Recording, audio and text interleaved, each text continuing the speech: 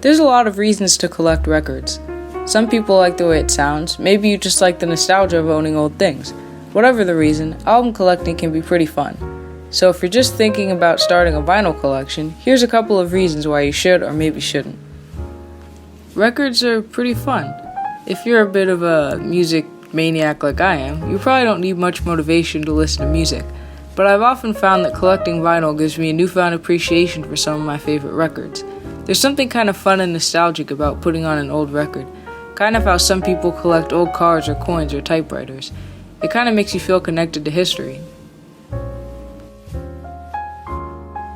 Album art has always interested me, and as sort of a artiste myself, a good cover can also be a big deciding factor in whether I buy a record or not. You can even frame your favorite ones if you want, just make sure you have a backup empty case that you can store the record in. So does vinyl actually sound better than MP3? The short answer is yes. Vinyl records are considered to have better quality than MP3 recordings, mainly due to the fact that MP3s can miss small yet important details of a song that can lead to a less pure sound. During the loudness war, record companies began sacrificing the fidelity of records in order to make them louder, thinking that this would cause the tracks to stand out more. Dynamic compression causes the quiet parts of the recording to be boosted up in order to turn up the entire recording, thus sacrificing the integrity of the track and causing the song to feel dull, lifeless, and sometimes just painfully blaring.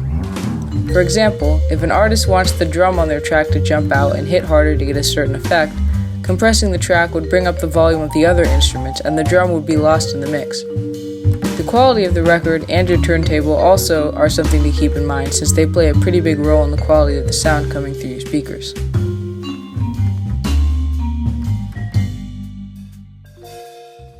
Records can also help bring you closer to family. Over the past few years, my grandpa and I have bonded over our love of jazz artists like Regina Carter and Eddie Palmieri, and now when I visit him, we usually end up going to the record store or to a concert, which is a lot of fun. I've introduced him to new artists that I like, and he's done the same for me. Sometimes you might find that by going to a record store with family or friends, you actually have more in common than you think. I think in the end, for the average music listener, it mostly comes down to personal preference. Even though I do like records, for convenience I also have CDs and MP3s. If you're more of a casual listener who mostly just wants to listen to music on a road trip or on a jog, CDs and MP3s are pretty good. But if you want to listen to a lot of music at home and are a bit of a music nerd, you might want to try starting a record collection. And if you already have a collection, I'd love to hear in the comments some reasons why you started collecting and what some of your favorite records are. Thanks for watching, and don't forget to subscribe.